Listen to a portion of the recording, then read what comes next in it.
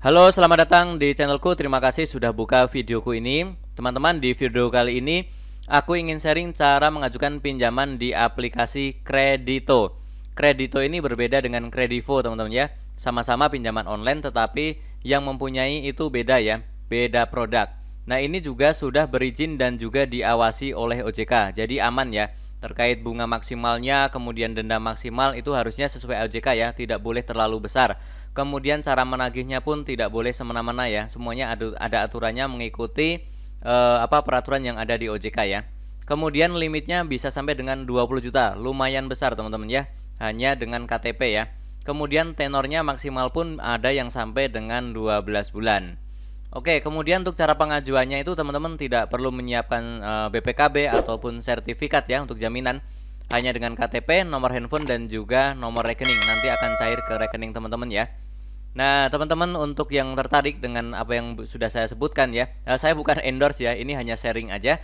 Teman-teman bisa langsung download aplikasinya seperti ini ya. Contohnya ini adalah di Play Store ya. Ini teman-teman silahkan download yang seperti ini. Logonya itu titik-titik itu ya. Kemudian tulisannya Kredito Strip Pinjaman Uang Online dari PT Fintech Digital Indonesia. Oke, sebelum saya lanjutkan, teman-teman silakan baca ini sebentar.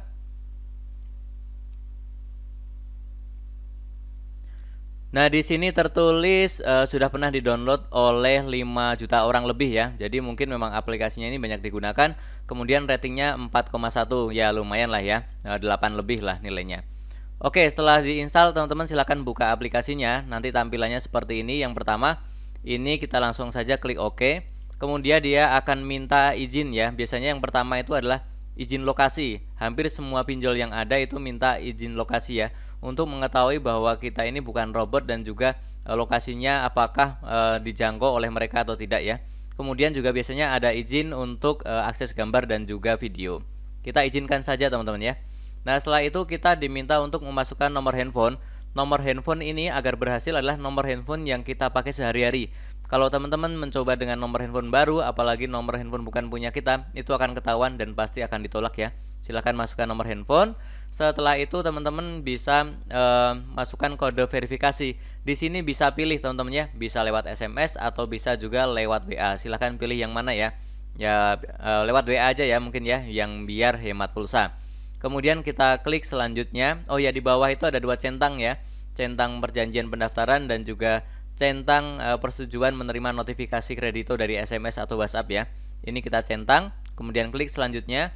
Nah, silakan teman-teman di sini klik dapatkan OTP, kemudian nanti OTP-nya yang masuk ke WhatsApp kita masukkan di sini ya. Nah, setelah itu kita juga diminta untuk memasukkan kata sandi. Kata sandi ini penting teman-teman ya untuk kita pakai masuk ke aplikasi. Saya sarankan jangan pernah menggunakan kata sandi itu tanggal lahir, karena data kita itu dipegang mereka ya. Takutnya nanti ada yang bisa buka aplikasi ini. Jadi sebisa mungkin buatlah kata sandi yang rumit, yang sulit tapi kita ingat, dan jangan tanggal lahir ya. Oke, setelah diisi OTP dan kata sandi, kita langsung klik daftar. Nah, ini adalah tampilan awalnya seperti ini ya, limit maksimum hingga 20 juta. Ini adalah limit maksimum yang diberikan ya, tetapi biasanya tidak sampai segini ya. Oke, kita langsung saja di sini klik yang ajukan. Nah, setelah itu ada beberapa isian yang harus kita isi ya. Identitas, kemudian nama ibu kandung, alamat email pribadi, kemudian tingkat pendidikan, status perkawinan, jumlah anak jika ada, kemudian status kepemilikan tempat tinggal dan juga waktu yang tepat untuk dihubungi ya. Ini opsional ya, boleh iya boleh enggak ya. Kemudian klik selanjutnya. Setelah itu adalah jenis pendapatan, teman-teman silahkan isi. Misalkan dari gaji atau dari usaha atau pekerjaan lepas ya. Silahkan diisi yang sesuai. Misalkan kita isi gaji ya. Nah, nanti di situ akan muncul ya pekerjaannya. Itu juga harus diisi, bidang industrinya apa, nama perusahaannya apa, tipe perusahaannya apa, kemudian gajiannya tanggal berapa, kemudian lama kerjanya juga diisi ya. Kemudian nomor telepon perusahaan dan juga alamat perusahaan itu kita isi. Kemudian kita klik selanjutnya. Untuk tahap yang ketiga adalah informasi kontak darurat. Ini kita isi 2 kali ya. Misalkan orang tua gitu ya, hubungannya apa, orang tua atau pasangan atau kerabat ya. Kemudian namanya siapa dan juga nomor handphonenya. Kita pilih 2 orang yang bisa kita jadikan kontak darurat ya. Teman-teman tidak perlu khawatir, tidak perlu risau ya. Di aturan OJK yang terbaru, kontak darurat itu tidak boleh dipakai untuk nagih, tidak boleh dipakai untuk nitip tagihan juga tidak boleh. hanya boleh dipakai di telepon itu saat peminjam tidak bisa dihubungi, peminjam tidak ada tidak lost kontak ya. Jadi mereka akan menghubungi kontak darurat hanya untuk menanyakan keberadaannya, hanya seperti itu, tidak boleh lebih ya. Kalau ada yang sampai macam-macam nagih ke kontak darurat ataupun dengan kata-kata intimidasi, langsung saja laporkan ke OJK. Dipastikan akan didepak ya dari OJK nanti pinjolnya ini ya. Oke, silakan kita klik selanjutnya kalau sudah diisi. Nah, di sini adalah foto KTP teman-teman ya. Silakan pastikan gambarnya harus jelas ya. Kemudian fotonya lengkap ya. Tulisannya, fotonya, foto kita itu harus lengkap, tidak buram, dan juga cahayanya harus terang. Nah, nanti saat foto itu pastikan sesuai bingkai, tidak terpotong ya, atau tidak terlalu jauh ya. Dan pastikan ini adalah KTP asli, bukan fotokopi KTP atau printan dari KTP, itu tidak bisa ya, harus KTP asli. Setelah itu kita klik ajukan. Nah, di sini langsung muncul teman-teman ya, pengajuan berhasil seperti ini ya. Oke, ini kita lanjutkan saja. Kemudian yang tidak kalah pentingnya adalah kita masukkan nomor rekening ya. Kita masukkan nomor rekeningnya, kemudian banknya dulu apa ya, kemudian nama pemiliknya dan juga rekeningnya.